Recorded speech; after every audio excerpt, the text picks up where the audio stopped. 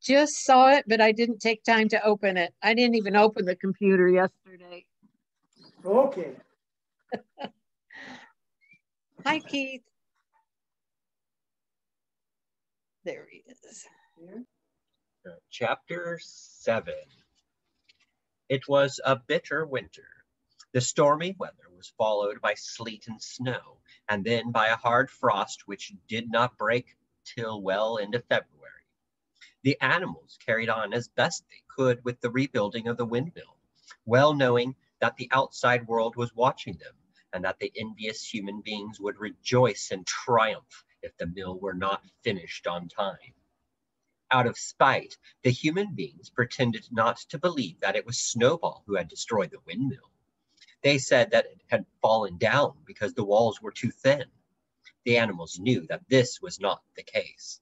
Still, it had been decided to build the walls 3 feet thick this time instead of 18 inches as before, which meant collecting much larger quantities of stone. For a long time, the quarry was full of snowdrifts, and nothing could be done. Some progress was made in the dry, frosty weather that followed, but it was cruel work, and the animals could not feel so hopeful about it as they had felt before. They were always cold, and usually hungry as well. Only Boxer and Clover never lost heart. Squealer made excellent speeches on the joy of service and the dignity of labor. But the other animals found more inspiration in Boxer's strength and his never failing cry of, "I will work harder." In January, food fell short.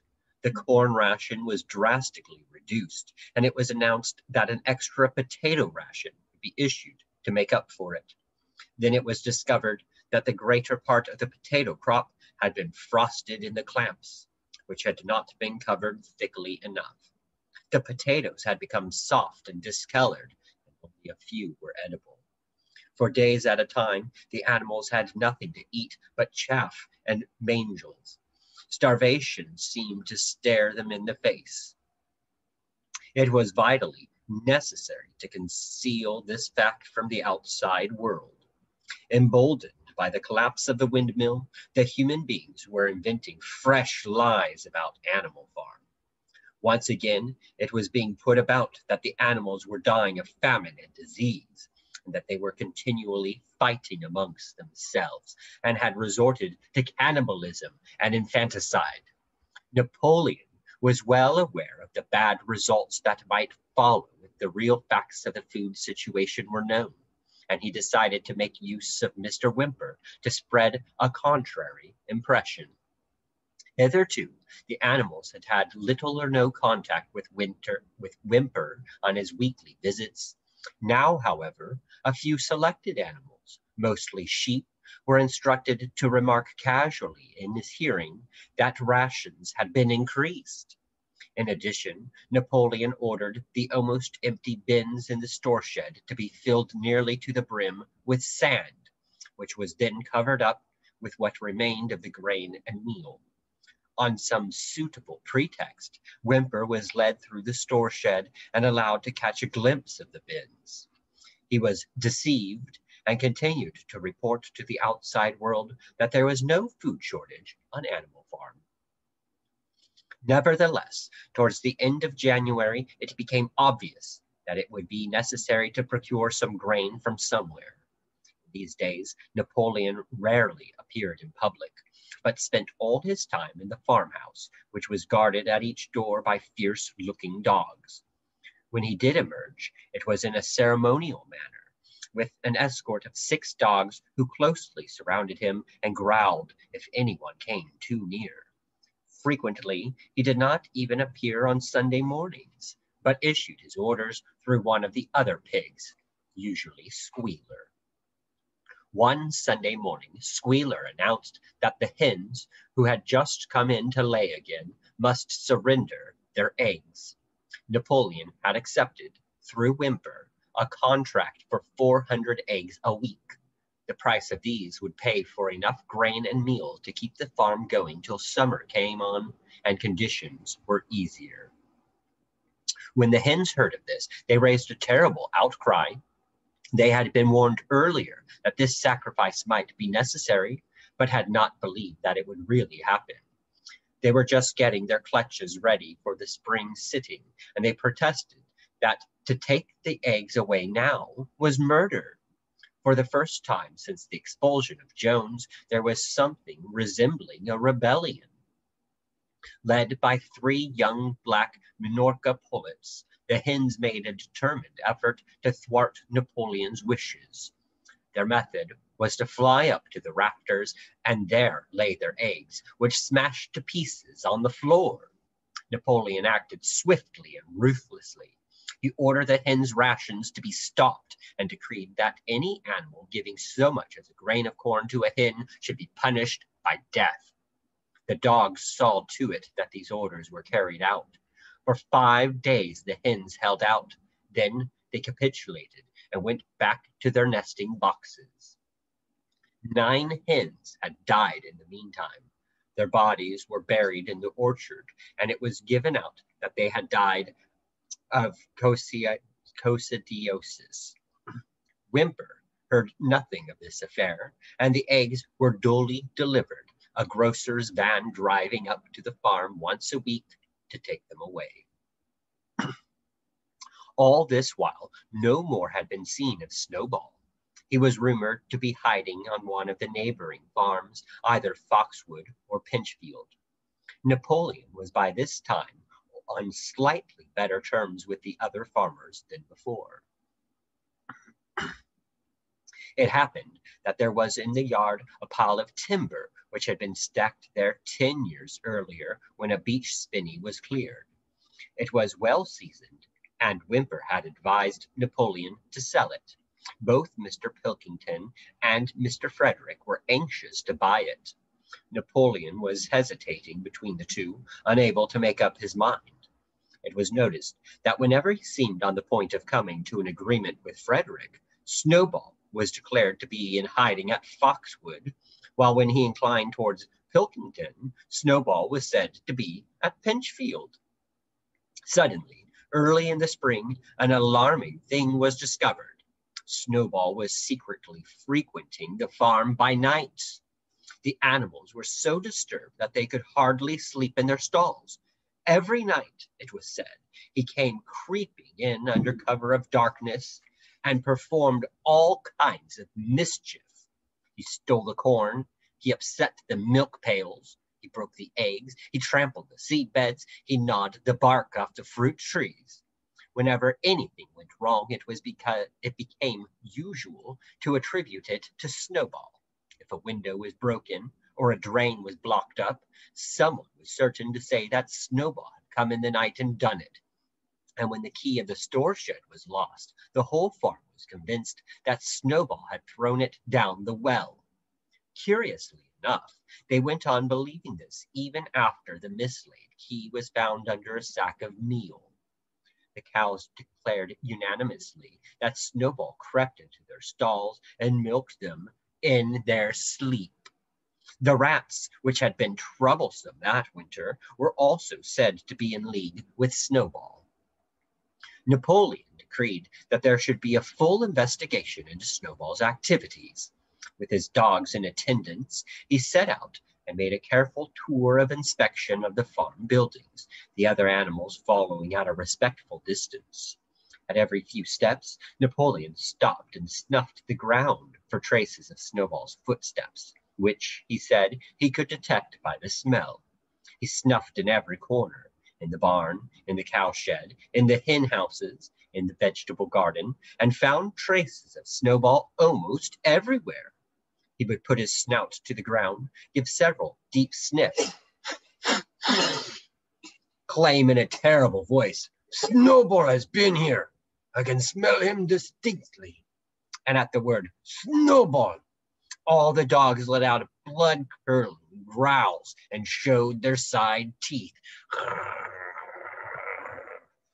The animals were thoroughly frightened. It seemed to them as though Snowball were some kind of invisible influence pervading the air about them and menacing them with all kinds of dangers. In the evening, Squealer called them together, and with an alarmed expression on his face, told them that he had some serious news to report. "Comrades," cried Squealer, making little nervous skips, "a most terrible thing has been discovered. Snowball has sold himself to Frederick of Pinchfield Farm, who is even now plotting to attack us and take our farm away from us. Snowball is to act as his guide when the attack begins. But there's worse than that. We had thought that Snowball's rebellion was caused simply by his vanity and ambition, but we were wrong. Comrades, do you know what the real reason was? Snowball was in league with Jones from the very start. He was Jones's secret agent all the time. It has all been proved by documents which he left behind him and which we have only just discovered. To my mind, this explains a great deal, comrades. Did we not see for ourselves how he attempted, fortunately without success, to get us defeated and destroyed at the Battle of the Cowshed? The animals were stupefied. This was a wickedness far outdoing Snowball's destruction of the windmill. But it was some minutes before they could fully take it in. They all remembered, or thought they remembered, how they had seen Snowball charging ahead of them at the Battle of the Cowshed, how he had rallied and encouraged them at every turn, and how he had not paused for an instant, even when the pellets from Jones's gun had wounded his back. At first, it was a little difficult to see how this fitted in with his being on Jones's side. Even Boxer, who seldom asked questions, was puzzled. He lay down, tucked his forehoofs beneath him, shut his eyes, and with a hard effort managed to formulate his thoughts. "I do not believe that," he said. "Snowball fought bravely at the Battle of the Cowshed. I saw him myself. Did we not give him Animal Hero First Class immediately afterwards?" "That was a mistake, comrade, for we know now, it is all written down in the secret documents that we have found, that in reality he was trying to lure us to our doom." "But he was wounded," said Boxer. "We all saw him running with blood." "That was part of the arrangement," cried Squealer. "Jones' shot only grazed him. I could show you this in his own writing if you were able to read it. The plot was for Snowball at the critical moment to give the signal for flight and leave the field to the enemy. And he very nearly succeeded. I will even say, comrades, he would have succeeded if it had not been for our heroic leader, Comrade Napoleon. Do you not remember how, just at the moment when Jones and his men had got inside the yard, Snowball suddenly turned and fled, and many animals followed him? And do you not remember, too, that it was just at that moment when panic was spreading and all seemed lost, that Comrade Napoleon sprang forward with a cry of "Death to humanity!" and sank his teeth in Jones's leg? Surely you remember that, comrades, exclaimed Squealer, frisking from side to side. Now, when Squealer described the scene so graphically, it seemed to the animals that they did remember it. At any rate, they remembered that at the critical moment of the battle, Snowball had turned to flee, but Boxer was still a little uneasy. "I do not believe that Snowball was a traitor at the beginning," he said finally. "What he has done since is different, but I believe that at the Battle of the Cowshed, he was a good comrade." "Our leader, Comrade Napoleon," announced Squealer, speaking very slowly and firmly, "has stated categorically, comrade, that Snowball was Jones's agent from the very beginning. Yes, and from long before the rebellion was ever thought of." "Ah, that is different," said Boxer. "If Comrade Napoleon says it, it must be right." "That is the true spirit, comrade," cried Squealer, but it was noticed he cast a very ugly look at Boxer with his little twinkling eyes. He turned to go, then paused and added impressively, I warn every animal on this farm to keep his eyes very wide open, for we have reason to think that some of Snowball's secret agents are lurking among us at this moment. 4 days later, in the late afternoon, Napoleon ordered all the animals to assemble in the yard. When they were all gathered together, Napoleon emerged from the farmhouse wearing both his medals, for he had recently awarded himself Animal Hero First Class and Animal Hero Second Class, with his 9 huge dogs frisking round him and uttering growls that sent shivers down all the animals' spines. They all cowered silently in their places, seeming to know in advance that some terrible thing was about to happen. Napoleon stood sternly, surveying his audience. Then he uttered a high-pitched whimper. Immediately the dogs bounded forward, seized 4 of the pigs by the ear, and dragged them, squealing with pain and terror, to Napoleon's feet. The pigs' ears were bleeding. The dogs had tasted blood, and for a few moments they appeared to go quite mad. To the amazement of everybody, 3 of them flung themselves upon Boxer. Boxer saw them coming and put out his great hoof, caught a dog in midair, and pinned him to the ground. The dog shrieked for mercy, and the other 2 fled with their tails between their legs. Boxer looked at Napoleon to know whether he should crush the dog to death or let it go. Napoleon appeared to change countenance and sharply ordered Boxer to let the dog go, whereat Boxer lifted his hoof and the dog slunk away, bruised and howling. Presently the tumult died down. The 4 pigs waited, trembling, with guilt written on every line of their countenances. Napoleon now called upon them to confess their crimes.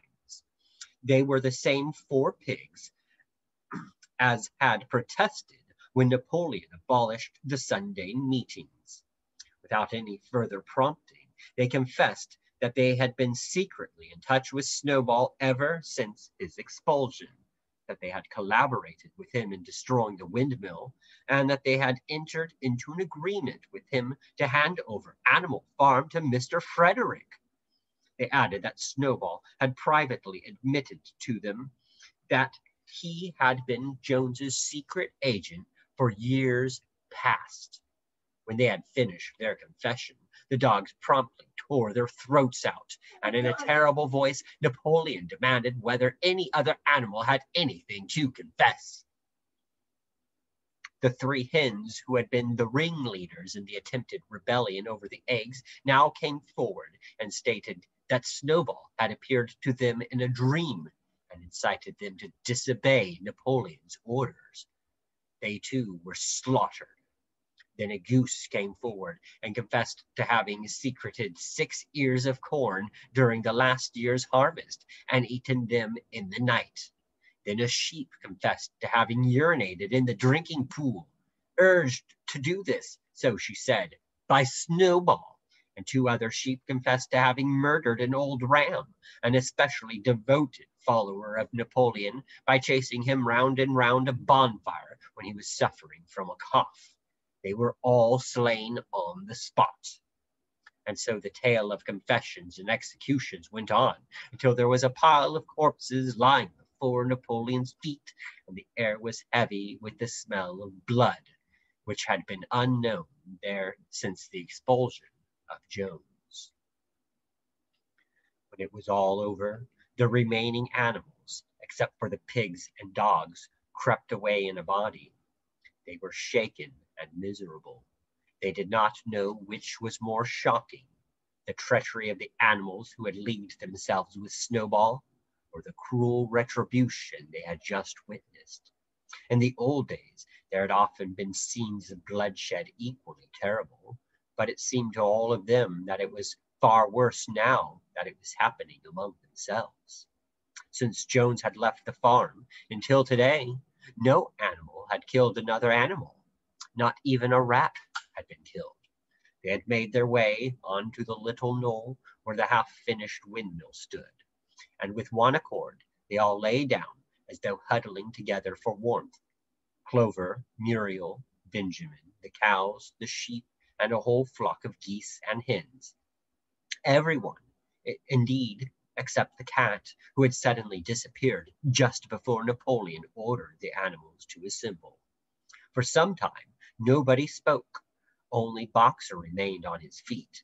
He fidgeted to and fro, swishing his long black tail against his sides and occasionally uttering a little whinny of surprise. Finally, he said, "I do not understand it. I would not have believed that such things could happen on our farm. It must be due to some fault in ourselves. And the solution, as I see it, is to work harder. From now onwards, I shall get up a full hour earlier in the mornings." And he moved off at his lumbering trot and made for the quarry. Having got there, he collected two successive loads of stone and dragged them down to the windmill before retiring for the night. The animals huddled about Clover, not speaking. The knoll where they were lying gave them a wide prospect across the countryside. Most of Animal Farm was within their view. The long pasture stretching down to the main road, the hayfield, the spinney, the drinking pool, the plowed fields where the young wheat was thick and green, and the red roofs of the farm buildings with the smoke curling from the chimneys. It was a clear spring evening. The grass and the bursting hedges were gilded by the level rays of the sun. Never had the farm, and with a kind of surprise, they remembered that it was their own farm, every inch of it their own property, appeared to the animals so desirable a place. As Clover looked down the hillside, her eyes filled with tears. If she could have spoken her thoughts, it would have been to say that this was not what they had aimed at when they had set themselves years ago to work for the overthrow of the human race. These scenes of terror and slaughter were not what they had looked forward to on that night when old Major first stirred them to rebellion. If she herself had had any picture of the future, it had been of a society of animals set free from hunger and the whip, all equal, each working according to his capacity, the strong protecting the weak as she had protected the lost brood of ducklings with her foreleg on the night of Major's speech. Instead, she did not know why, they had come to a time when no one dared speak his mind, when fierce growling dogs roamed everywhere, and when you had to watch your comrades torn to pieces after confessing to shocking crimes. There was no thought of rebellion or disobedience in her mind. She knew that, even as things were, they were far better off than they had been in the days of Jones, and that before all else, it was needful to prevent the return of the human beings. Whatever happened, she would remain faithful, work hard, carry out the orders that were given to her, and accept the leadership of Napoleon. But still, it was not for this that she and all the other animals had hoped and toiled.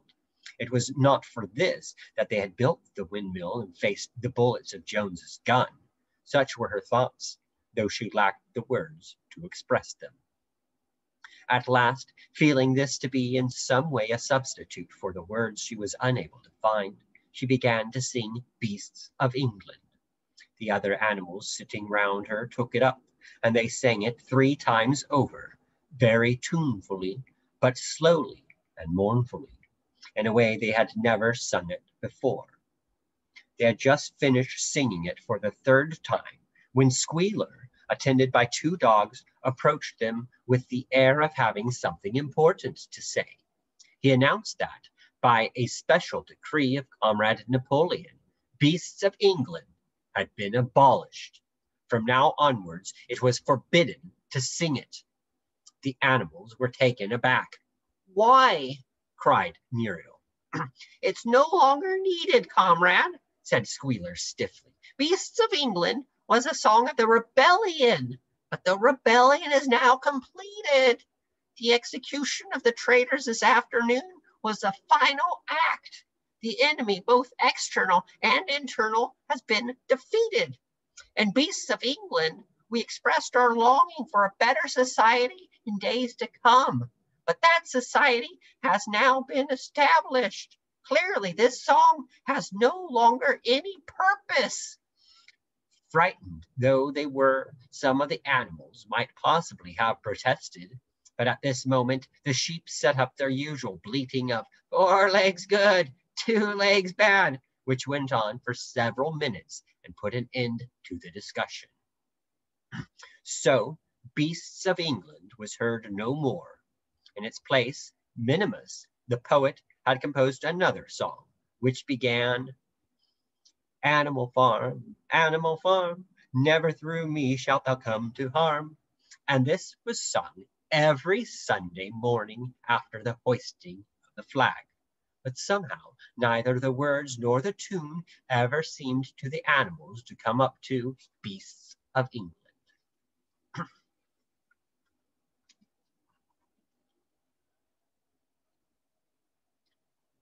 Chapter 8.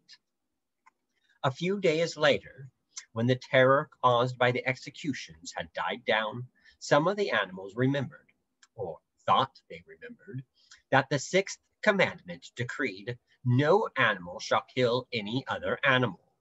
And though no one cared to mention it in the hearing of the pigs or the dogs, it was felt that the killings which had taken place did not square with this. Clover asked Benjamin to read her the 6th commandment, and when Benjamin, as usual, said that he refused to meddle in such matters, she fetched Muriel. Muriel read the commandment for her. It ran, no animal shall kill any other animal without cause. Somehow or other, the last 2 words had slipped out of the animal's memory, but they saw now that the commandment had not been violated, for clearly there was good reason for killing the traitors who had leagued themselves with Snowball. Throughout the year, the animals worked even harder than they had worked in the previous year, to rebuild the windmill, with walls twice as thick as before, and to finish it by the appointed date, together with the regular work of the farm, was a tremendous labor. There were times when it seemed to the animals that they worked longer hours and fed no better than they had done in Jones's day. On Sunday mornings, Squealer, holding down a long strip of paper with his trotter, would read out to them lists of figures, proving that the production of every class of foodstuff had increased by 200%, 300%, or 500%, as the case might be. The animals saw no reason to disbelieve him, especially as they could no longer remember very clearly what conditions had been like before the rebellion. All the same, there were days when they felt that they would sooner have had less figures and more food. All orders were now issued through Squealer or one of the other pigs. Napoleon himself was not seen in public as often as once in a fortnight. When he did appear, he was attended not only by his retinue of dogs, but by a black cockerel who marched in front of him and acted as a kind of trumpeter, letting out a loud cock-a-doodle-doo before Napoleon spoke. Even in the farmhouse, it was said, Napoleon inhabited a separate apartment from the others. He took his meals alone, with 2 dogs to wait upon him, and always ate from the Crown Derby dinner service, which had been in the glass cupboard in the drawing room. It was also announced that the gun would be fired every year on Napoleon's birthday, as well as on the other 2 anniversaries. Napoleon was now never spoken of simply as Napoleon. He was always referred to in a formal style as our leader, Comrade Napoleon. And the pigs liked to invent for him such titles as Father of all animals, Terror of mankind, Protector of the sheepfold, Duckling's friend, and the like. In his speeches, Squealer would talk with the tears rolling down his cheeks of Napoleon's wisdom, the goodness of his heart, and the deep love he bore to all animals everywhere, even and especially the unhappy animals who still lived in ignorance and slavery on other farms. It had become usual to give Napoleon the credit for every successful achievement and every stroke of good fortune.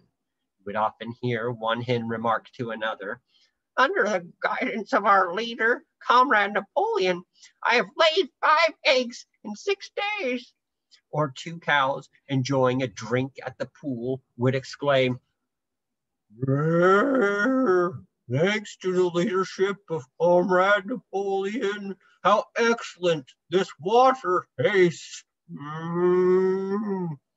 The general feeling on the farm was well expressed in a poem entitled Comrade Napoleon, which was composed by Minimus, and which ran as follows.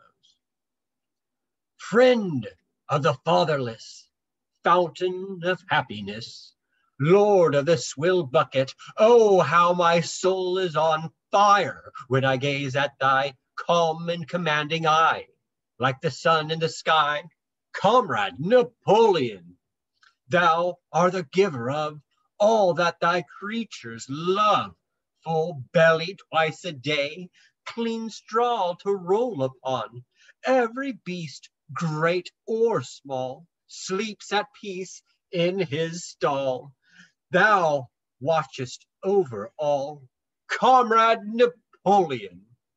Had I a sucking pig, ere he had grown as big, even as a pint bottle or as a rolling pin, he should have learned to be faithful and true to thee.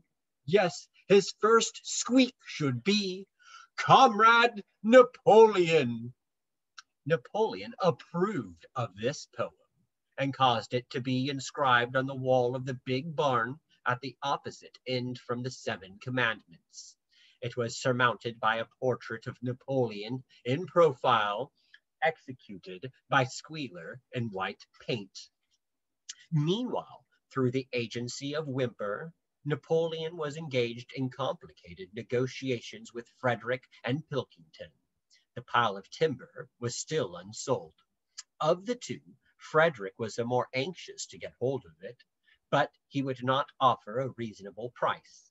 At the same time, there were renewed rumors that Frederick and his men were plotting to attack Animal Farm and to destroy the windmill, the building of which had aroused furious jealousy in him.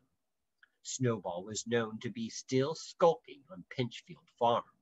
In the middle of the summer, the animals were alarmed to hear that 3 hens had come forward and confessed that, inspired by Snowball, they had entered into a plot to murder Napoleon. They were executed immediately, and fresh precautions for Napoleon's safety were taken. 4 dogs guarded his bed at night, 1 at each corner, and a young pig named Pink Eye was given the task of tasting all his food before he ate it, lest he should be poisoned. At about the same time, it was given out that Napoleon had arranged to sell the pile of timber to Mr. Pilkington. He was also going to enter into a regular agreement for the exchange of certain products between Animal Farm and Foxwood. The relations between Napoleon and Pilkington, though they were only conducted through Whymper, were now almost friendly. The animals distrusted Pilkington as a human being, but greatly preferred him to Frederick, whom they both feared and hated. As the summer wore on and the windmill neared completion, the rumors of impending treacherous attack grew stronger and stronger. Frederick, it was said, intended to bring against them 20 men, all armed with guns. He had already bribed the magistrates and police so that if he could once get hold of the title deeds of Animal Farm, they would ask no questions.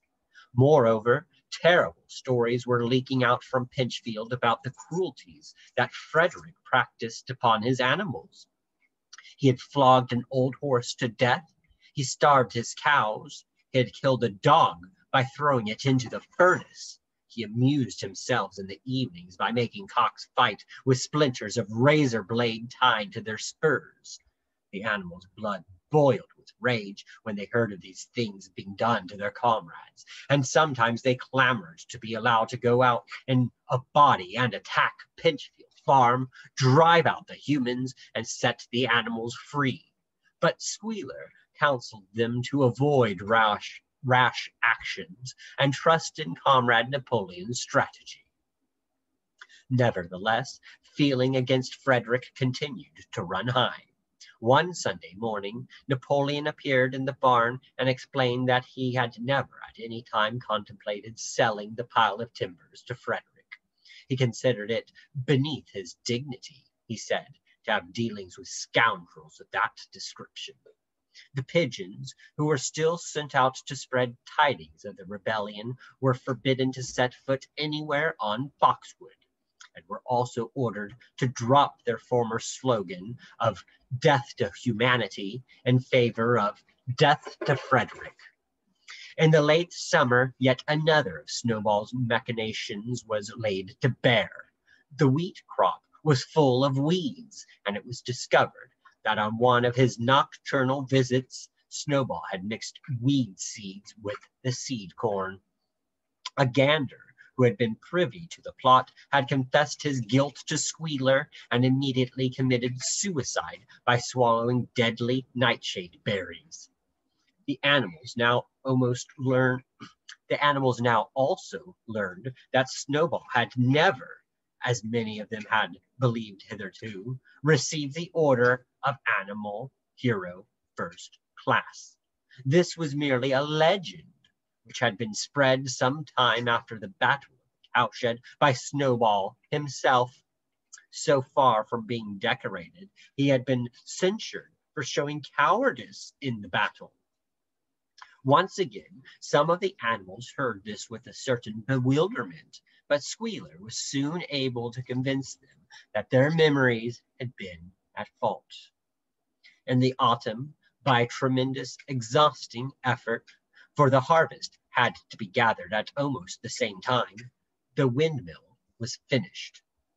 The machinery had still to be installed, and Whymper was negotiating the purchase of it, but the structure was completed. In the teeth of every difficulty, in spite of inexperience, of primitive implements, of bad luck, and of Snowball's treachery, the work had been finished punctually to the very day. Tired out but proud, the animals walked round and round their masterpiece, which appeared even more beautiful in their eyes than when it had been built the first time. Moreover, the walls were twice as thick as before. Nothing short of explosives would lay them low this time. And when they thought of how they had labored, what discouragements they had overcome, and the enormous difference that would be made in their lives when the sails were turning and the dynamos running, when they thought of all this, their tiredness forsook them, and they gamboled around and round the windmill, uttering cries of triumph. Napoleon himself, attended by his dogs and his cockerel, came down to inspect the completed work. He personally congratulated the animals on their achievement and announced that the mill would be named Napoleon Mill. 2 days later, the animals were called together for a special meeting in the barn. They were struck dumb with surprise when Napoleon announced that he had sold the pile of timber to Frederick. Tomorrow, Frederick's wagons would arrive and begin carting it away. Throughout the whole period of his seeming friendship with Pilkington, Napoleon had really been in secret agreement with Frederick. All relations with Foxwood had been broken off. Insulting messages had been sent out to Pilkington. The pigeons had been told to avoid Pinchfield Farm and to alter their slogan from "Death to Frederick" to "Death to Pilkington." At the same time, Napoleon assured the animals that the stories of an impending attack on Animal Farm were completely untrue, and that the tales about Frederick's cruelty to his own animals had been greatly exaggerated. All these rumors had probably originated with Snowball and his agents. It now appeared that Snowball was not, after all, hiding on Pinchfield Farm, and in fact had never been there in his life. He was living in considerable luxury, so it was said, at Foxwood, and had in reality been a pensioner of Pilkington for years past. The pigs were in ecstasies over Napoleon's cunning. By seeming to be friendly with Pilkington, he had forced Frederick to raise the price by 12 pounds. But the superior quality of Napoleon's mind, said Squealer, was shown in the fact that he trusted nobody, not even Frederick. Frederick had wanted to pay for the timber with something called a check, which it seemed was a piece of paper with a promise to pay written upon it. But Napoleon was too clever for him. He had demanded payment in real 5-pound notes, which were to be handed over before the timber was removed. Already Frederick had paid up, and the sum he had paid was just enough to buy the machinery for the windmill. Meanwhile, the timber was being carted away at high speed. When it was all gone, another special meeting was held in the barn for the animals to inspect Frederick's banknotes. Smiling beatifically and wearing both his decorations, Napoleon reposed on a bed of straw on the platform, with the money at his side, neatly piled on a china dish from the farmhouse kitchen. The animals filed slowly past, and each gazed his fill. The Boxer put out his nose to sniff at the banknotes, and the flimsy white things stirred and rustled in his breath. 3 days later, there was a terrible hullabaloo. Whymper, his face deadly pale, came racing up the path on his bicycle, flung it down in the yard, and rushed straight into the farmhouse. The next moment, a choking roar of rage sounded from Napoleon's apartments. The news of what had happened sped round the farm like wildfire.